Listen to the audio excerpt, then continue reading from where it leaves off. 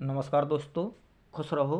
इस वीडियो में हम CBSE board exam 2023 class 12th Hindi का पेपर हल करेंगे, जो कि 3 घंटे और 80 मार्क्स का था। Set number 2। पेपर में कुल 13 प्रश्न पूछे गए हैं। सभी प्रश्नों के उत्तर देना अनिवार्य है। इस पेपर में 2 खंड हैं, खंड अ और खंड ब। खंड आ में 45 यानी 45 बहुविकल्पी यानी एमसीक्यू टाइप प्रश्न पूछे गए हैं, जिनमें से केवल 40 प्रश्न हल करने थे। खंड ब में वर्णनात्मक प्रश्न पूछे गए हैं। प्रश्नों के उचित आंतरिक विकल्प भी दिए गए हैं, विकल्प यानी ऑप्शन भी दिए गए हैं। खंड आ में सबसे पहले एक अपठित काव्यांश दिया गया है, जिस पर आधारित एक एक अंक के 5 एमसीक्यू टाइप प्रश्न पूछे गए हैं, 5 अंक के। दोस्तों, किसी भी अपठित या पठित गद्यांश या काव्यांश को आप इस तरह से हल कर सकते हैं। पहले संबंधित गद्यांश या काव्यांश को पढ़ें, उसके बाद उस पर आधारित प्रश्नों को पढ़ें और प्रश्नों को पढ़ने के बाद एक बार फिर से ध्यानपूर्वक संबंधित गद्यांश या पद्यांश को पढ़ा जाएगा तो निश्चित रूप से आप प्रश्नों के सही उत्तर दे पाएंगे। काव्यांश देखिए। वर्षों तक वन में घूम घूम, बाधा विघ्नों को चूम चूम, सह धूप घाम पानी पत्थर, पांडव आए कुछ और निखर, सौभाग्य न सब दिन सोता है, देखें आगे क्या होता है। सौभाग्य न सब दिन सोता है, देखें आगे क्या होता है। मैत्री की राह बताने को, सबको सुमार्ग पर लाने को, दुर्योधन को समझाने को, भीषण विध्वंस बचाने को, भगवान हस्तिनापुर आए, पांडव का संदेशा लाए। दो न्याय अगर तो आधा दो, पर इसमें भी यदि बाधा हो, तो दे दो केवल 5 ग्राम, रखो अपनी धरती तमाम। तो दे दो केवल 5 ग्राम, रखो अपनी धरती तमाम। हम वहीं खुशी से खाएंगे, परिजन पर अस न उठाएंगे। दुर्योधन वह भी दे न सका, आशीष समाज की ले न सका। उल्टे हरि को बांधने चला, जो था असाध्य साधने चला। जब नाश मनुज पर छाता है, पहले विवेक मर जाता है। बहुत ही सुंदर काव्यांश। अब इस पर आधारित प्रश्न देखिए। पहला प्रश्न, कठिनाइयों और संघर्षों को सहन कर पांडवों में किस प्रकार का बदलाव आया? तो सही ऑप्शन है बी, व्यक्तित्व निखर गया। अगला प्रश्न, भगवान हस्तिनापुर क्यों आए थे? तो सही ऑप्शन है सी, पांडवों का संदेश लेकर। अगला प्रश्न, तो दे दो केवल 5 ग्राम पंक्ति में निहित जीवन मूल्य है। सही उत्तर है ए, संतोष। अगला प्रश्न, परिजन पर अस न उठाएंगे पंक्ति में प्रयुक्त असी का क्या अर्थ है? सही उत्तर है सी, तलवार। विवेक के मर जाने से क्या होता है? मनुष्य का नाश होता है। इसमें अथवा में भी काव्यांश दिया गया है, दोनों में से एक करना था। काव्यांश देखिए। मित्रता बड़ा अनमोल रतन, कब उसे तोल सकता है धन। धरती की तो है क्या बिसात, आ जाए अगर बैकुंठ हाथ, उसको भी न्यौछावर कर दूं। आ जाए अगर बैकुंठ हाथ, उसको भी न्यौछावर कर दूं। कुरुपति के चरणों पर धर दूं। सिर लिए स्कंद पर चलता हूँ, उस दिन के लिए मचलता हूँ। यदि चले वज्र दुर्योधन पर, ले लूँ बढ़कर अपने ऊपर। कटवा दूँ उसके लिए गला, चाहिए मुझे क्या और भला। सम्राट बनेंगे धर्मराज, या पाएगा कुरुराज ताज। लड़ना भर मेरा काम रहा, दुर्योधन का संग्राम रहा। मुझको न कहीं कुछ पाना है, केवल ऋण मात्र चुकाना है। कुरुराज चाहता मैं कब हूँ, साम्राज्य चाहता मैं कब हूँ। क्या नहीं आपने भी जाना, मुझको न आज तक पहचाना। जीवन का मूल्य समझता हूँ, धन को मैं धूल समझता हूँ। धनराशि जोड़ना लक्ष्य नहीं, साम्राज्य भोगना लक्ष्य नहीं। बहुत ही सुंदर काव्यांश। इस पर आधारित प्रश्न देखिए, काव्यांश में अनमोल रतन का क्या अर्थ है? सही उत्तर है बी, जिसका मूल्य आंका न जा सके। अगला प्रश्न, किस पर स्वर्ग न्यौछावर करने की बात की गई है? तो सही उत्तर है ए, मित्रता पर। काव्यांश में वक्ता द्वारा युद्ध में सम्मिलित होने का कारण है? सी, ऋण चुकाना। श्रीलिए स्कंद पर चलता हूँ पंक्ति में स्कंद का क्या अर्थ है? सही उत्तर है सी, कंधा। स्कंद यानी कंधा। धन को धूल समझने के क्या कारण हो सकते हैं? तो सही उत्तर है ए, जीवन का अस्थायित्व। अगला प्रश्न, जिसमें कि एक अपठित गद्यांश दिया गया है, जिस पर आधारित एक एक अंक के 10 MCQ टाइप प्रश्न पूछे गए हैं। 10 अंक के गद्यांश देखिए, समाज में, परिवार में विविध कुल परंपराओं को अनदेखा नहीं किया जा सकता। हमारे वयोवृद्ध ही इन संस्कृतियों एवं परंपराओं के वाहक होते हैं और इनसे भलीभांत परिचित होते हैं। वयोवृद्ध परिवार के तरुण यानी जवान सदस्यों को धर्मोन्मुख करते हैं, धार्मिक विधि विधानों का महत्व समझाते हैं। वे भौतिकता और आध्यात्मिकता में संतुलन कायम करना सिखाते हैं। वे ही यानी वयोवृद्ध ही परिवार में शांति के उपाय, लोक व्यवहार, रीति नीति आदि के बारे में सद्गुण विकसित करने में सहायक होते हैं और संस्कारों की नींव रखते हैं। अतः किसी भी कारणवश परिवार के वृद्ध जनों का अनादर एवं अपमान नहीं होना चाहिए। तरुणों का यह परम कर्तव्य हो जाता है कि वे उनकी भावनाओं को ठेस न पहुँचाएं और उनके मान सम्मान में कोई कमी न आने दें तथा उनकी सुरक्षा कोमलता से करें। भौतिक जीवन शैली के चलते भारतीय सनातन संस्कृति के मूल्य बदलते जा रहे हैं, जिसका परिणाम बुजुर्गों की उपेक्षा एवं उनका तिरस्कार है।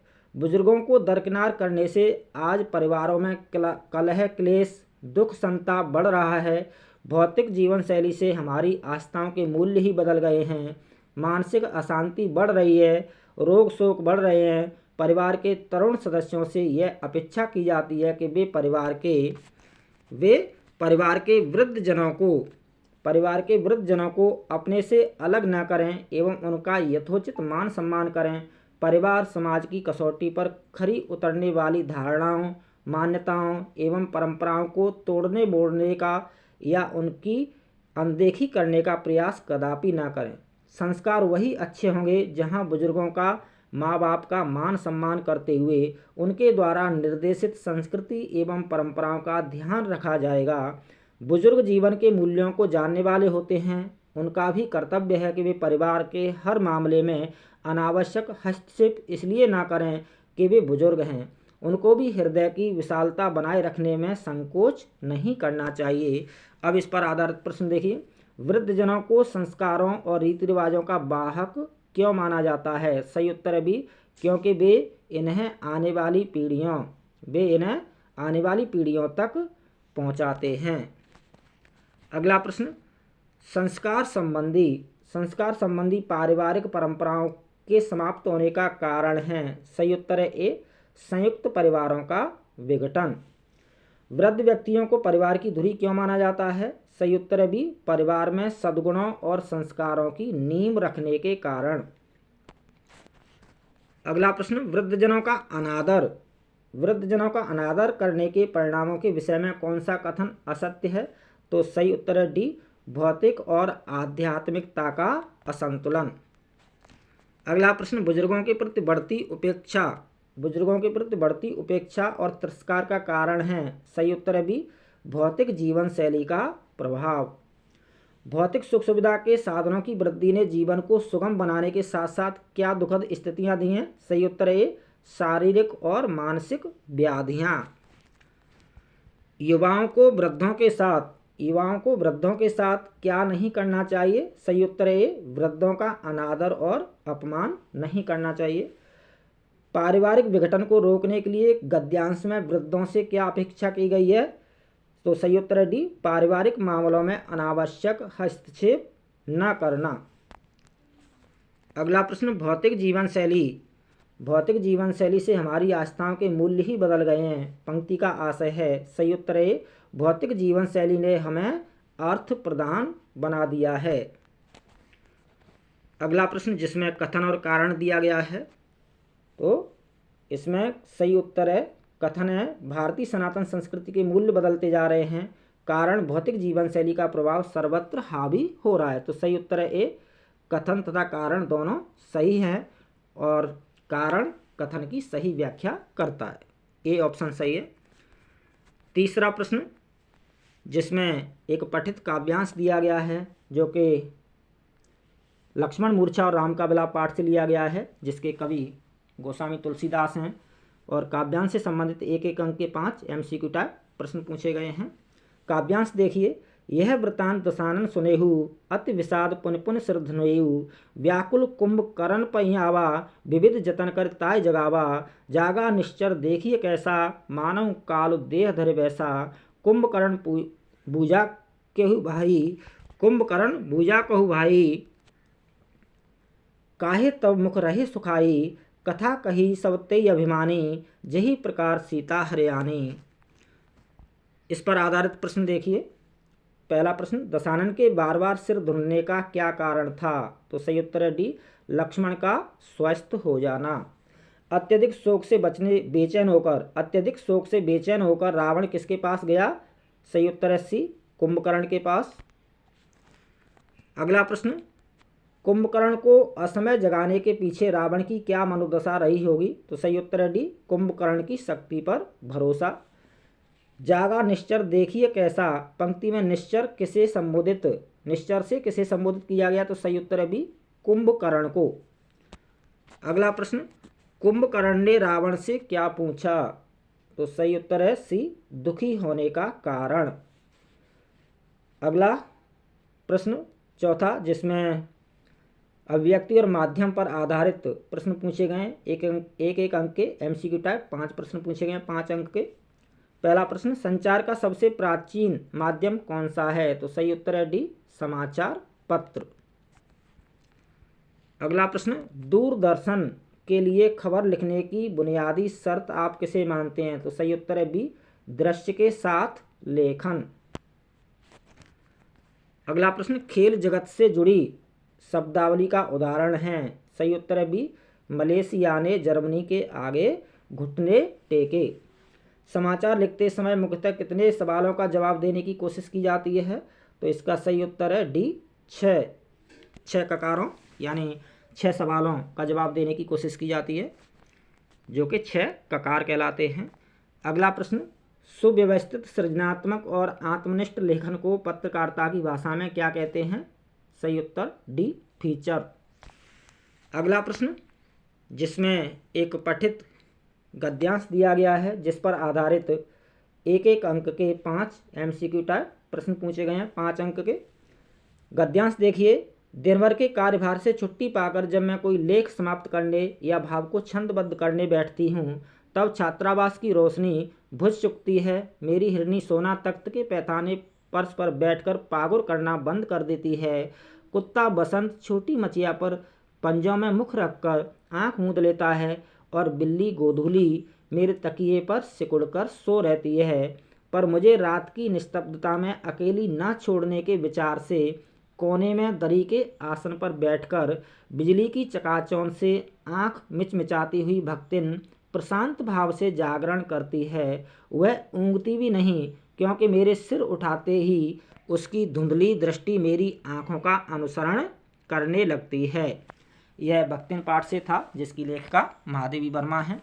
प्रश्न देखिए। गद्यांश पर आधारित भाव को छंदबद्ध करने बैठती हूँ से किस प्रकार की ध्वनि निकलती है? तो सही उत्तर है बी, कविता लिखने की। अगला प्रश्न, तब छात्रावास की रोशनी बुझ चुकती है, पंक्ति का आशय है? सही उत्तर है बी, रात अधिक होना। गद्यांश के अनुसार लेखिका का जानवरों के प्रति किस प्रकार का भाव अभिव्यक्त हो रहा है?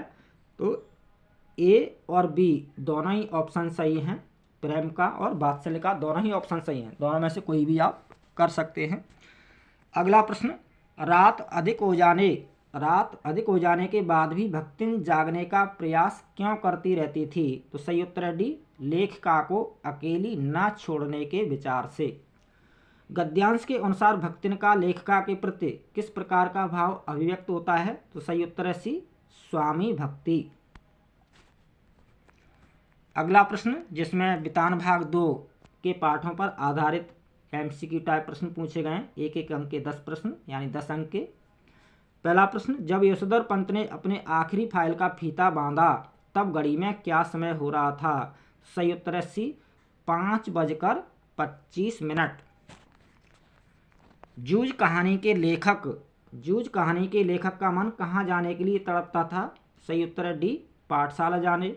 मोहनजोदड़ो और हड़प्पा को सिंधु घाटी सभ्यता के परिपक्व दौर का शहर क्यों कहा गया है? सही उत्तर है बी, पूर्ण विकसित होने से। मोहनजोदड़ो को छोटे मोटे टीलों पर आबाद क्यों किया गया था? सही उत्तर है बी, बाढ़ से बचने के लिए। जूझ कहानी में लेखक सुबह शाम खेत पर ढोर चराते आदि समय भी कविताओं में क्यों रमे रहते थे? सही उत्तर है डी, कविताओं में मन रमने से। सिल्वर वेडिंग कहानी की मूल संवेदना हो सकती है, तो इसका सही उत्तर है बी, पीढ़ी का अंतराल यानी 2 पीढ़ियों में गैप। अगला प्रश्न, जब चारों ओर कोल्हू चलने लगते तो बाजार में गुड़ की बहुतायत हो जाती और भाव नीचे उतर आते। पंक्ति से यह पता चलता है कि उत्पादन अधिक होने से भाव नीचे जाता है। अगला प्रश्न, मोहनजोदड़ो के बारे में धारणा है कि अपने दौर में वह सिंधु घाटी की सभ्यता का केंद्र रहा होगा। पंक्ति में केंद्र से क्या अभिप्राय है? तो सही उत्तर है बी, राजधानी।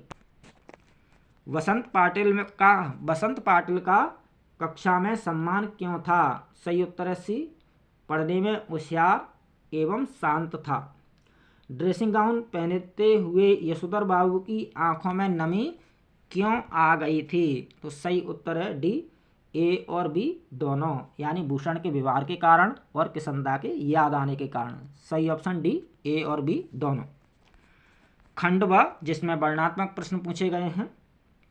सबसे पहला 7वां प्रश्न, जिसमें 4 विषय दिए गए हैं। किसी एक विषय पर 120 शब्दों में रचनात्मक लिखना है, जो कि 6 मार्क्स का है, 6 अंक का है।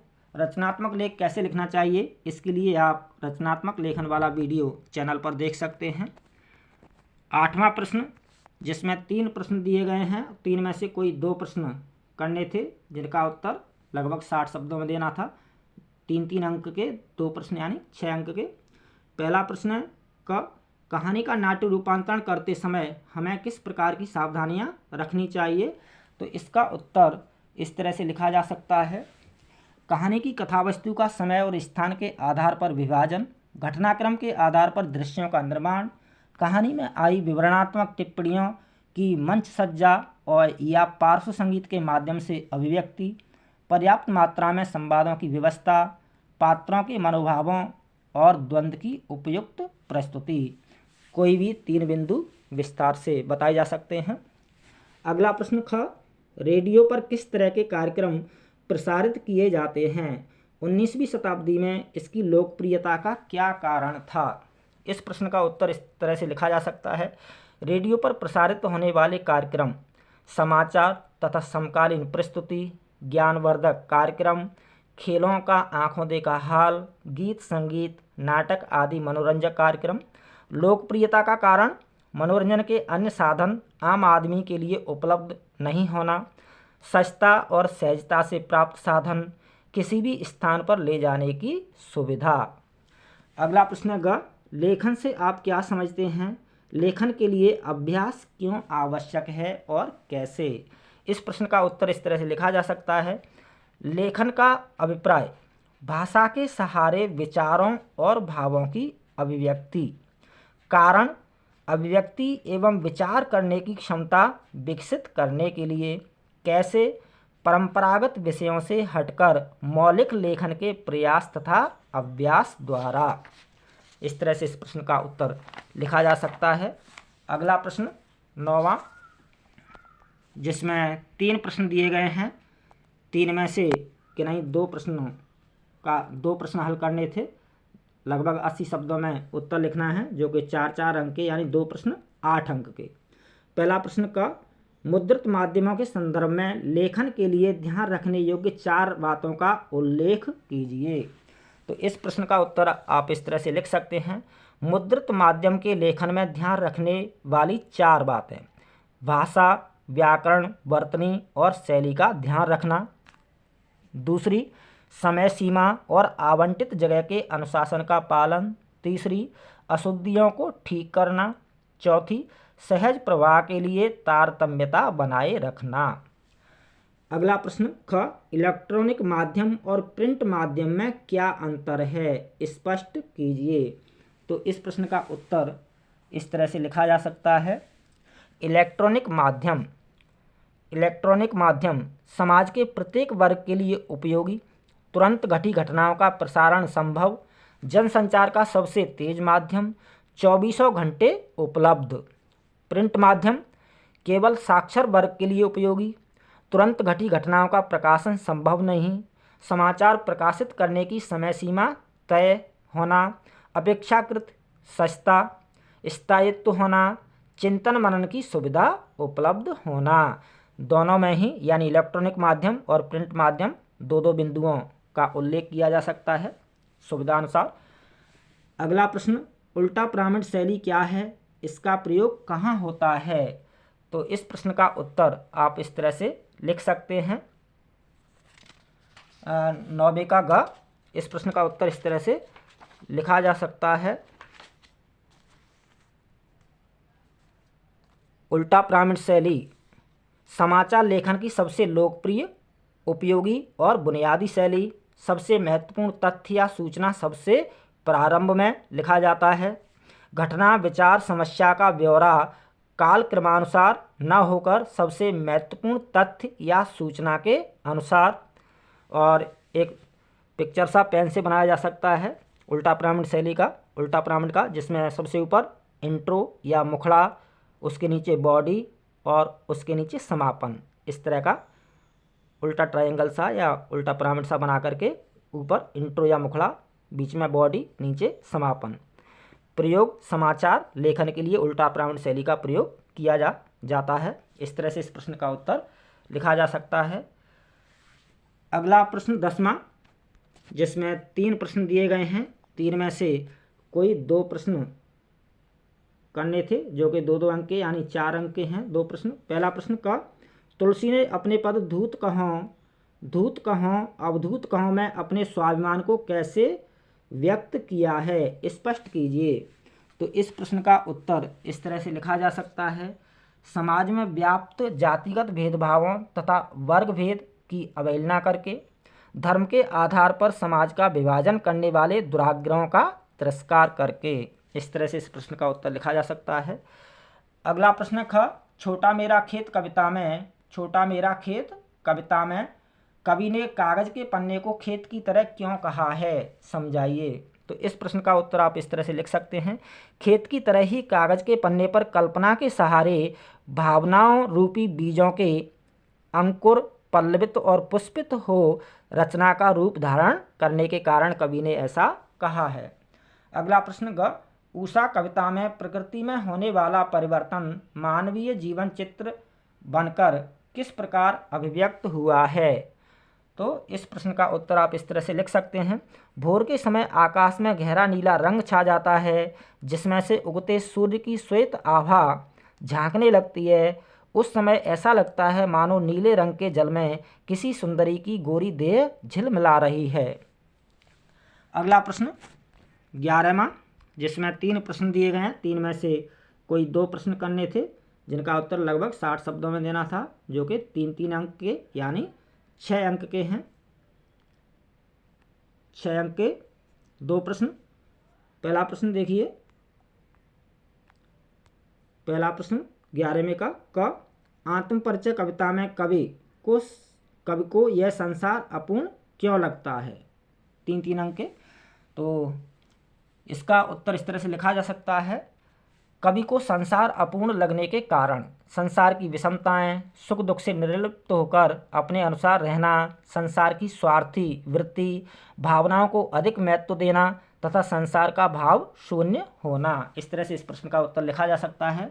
ख, कविता और फूलों के बीच की समानता और अंतर को कविता के बहाने कविता के संदर्भ में लिखिए। तो इस प्रश्न का उत्तर इस तरह से लिखा जा सकता है। कविता और फूलों में समानता, दोनों का अपने सौंदर्य, सुगंध और प्रभाव से सबको लुभाना। अंतर, फूलों में सौंदर्य, सुगंध और जीवन सीमित होना, किंतु कविता का प्रभाव शाश्वत एवं देशकाल की सीमा से परे होता है। इस तरह से लिखा जा सकता है। ग, कृषक अधीर होकर बादल को क्यों बुलाता है? बादल राग कविता के आधार पर लिखिए। तो इस प्रश्न का उत्तर आप इस तरह से लिख सकते हैं। परिवर्तन की आशा से, खुशहाली की आशा से, शोषण से मुक्ति की आशा से, उन्नत खेती की आशा से, कोई भी 3 बिंदुओं को विस्तार से समझाया जा सकता है, लिखा जा सकता है। अगला प्रश्न 12वां, जिसमें 3 प्रश्न दिए गए हैं, जिनमें से कोई भी 2 प्रश्न हल करने थे, जिनका उत्तर 60 शब्दों में देना था, जो कि 3-3 अंक के हैं, यानी 2 प्रश्न 6 अंक के। पहला प्रश्न का भक्तिन पाठ के कथन मेरे नाम की विशालता मेरे लिए दुर्लभ है का आशय स्पष्ट कीजिए। भक्तिन पाठ के कथन मेरे नाम की विशालता मेरे लिए दुर्लभ है का आशय स्पष्ट कीजिए। तो इस प्रश्न का उत्तर इस तरह से लिखा जा सकता है। महादेवी नाम लेखिका के लिए दुर्लभ है। चाहकर भी स्वयं की दृष्टि में नाम के अनुरूप महान नहीं बन पाना। नाम की विशालता वहन करना उनके लिए सरल ना होना। इस तरह से इस प्रश्न का उत्तर लिखा जा सकता है। अगला प्रश्न ख, जाति प्रथा को श्रम विभाजन का एक रूप नहीं मानने के पीछे डॉक्टर आम्बेडकर के तर्क का उल्लेख कीजिए। तो इस प्रश्न का उत्तर इस तरह से लिखा जा सकता है। जाति प्रथा के आधार पर श्रम विभाजन मनुष्य की रुचि पर आधारित नहीं, श्रम के साथ साथ श्रमिकों का विभाजन होना, जाति के आधार पर पेशे का दोषपूर्ण निर्धारण कर आजीवन एक पेशे यानी व्यवसाय में बांधना। इस तरह से लिख सकते हैं। अगला प्रश्न है ग, काले मेघा पानी दे पाठ में जीजी द्वारा कराए गए उन रीति रिवाजों अनुष्ठानों का उल्लेख कीजिए जिन्हें लेखक अंधविश्वास कहता था। तो इस प्रश्न का उत्तर इस तरह से लिखा जा सकता है। दीपावली, गोवर्धन जैसे पर्वों पर किए जाने वाले अनुष्ठान, पूजा विधान, इंद्रसेना पर पानी फेंकना, जन्माष्टमी के अवसर पर 8 दिन की झांकी सजाना, पंजीरी बांटना इत्यादि। अगला प्रश्न है 13वां, जिसमें 3 प्रश्न दिए गए हैं, जिनमें से 3 में से कोई भी 2 प्रश्न करने थे, जिनका उत्तर 40 शब्दों में देना था, जो कि 2-2 अंक के, यानी 2 प्रश्न 4 अंक के। का देखिए, बाजार दर्शन पाठ में बाजार को सार्थकता प्रदान करने का क्या अभिप्राय है, स्पष्ट कीजिए। तो इस प्रश्न का उत्तर इस तरह से लिखा जा सकता है। आवश्यकता के अनुसार वस्तु खरीदना, सामान की सूची बनाकर बाजार जाना, बाजार के मायाजाल में न फंसना। इस तरह से कोई भी 2 बिंदु विस्तार से उल्लेख किया जा सकता है। अगला प्रश्न है ख, लुट्टन किसे अपना गुरु मानता था और क्यों? पहलवान की ढोलक पाठ के संदर्भ में लिखिए। तो इस प्रश्न का उत्तर इस तरह से लिखा जा सकता है। लुट्टन अपना गुरु ढोल को मानता था। कारण, ढोल की थाप से पहलवानी के दांव पेच सीखने के कारण, ढोल की आवाज़ से उत्साह व जोश मिलने के कारण। इस तरह से अपेक्षित उत्तर लिखा जा सकता है। अगला प्रश्न है ग, शीर्ष के फूल पाठ में शीर्ष वृक्ष को उसकी किन विशेषताओं के कारण अवधूत कहा गया है? इस प्रश्न का उत्तर आप इस तरह से लिख सकते हैं। अवधूत के समान सुख और दुख दोनों स्थितियों में स्थिर रहने के कारण, विपरीत परिस्थितियों में जीवन की अजेयता का मंत्र प्रचारित करने के कारण। तो यह था दोस्तों क्लास 12th हिंदी का CBSE बोर्ड एग्जाम 2023 का पेपर सेट नंबर 2। बहुत बहुत धन्यवाद, हार्दिक शुभकामनाएं, all the best, good luck, जय हिंद।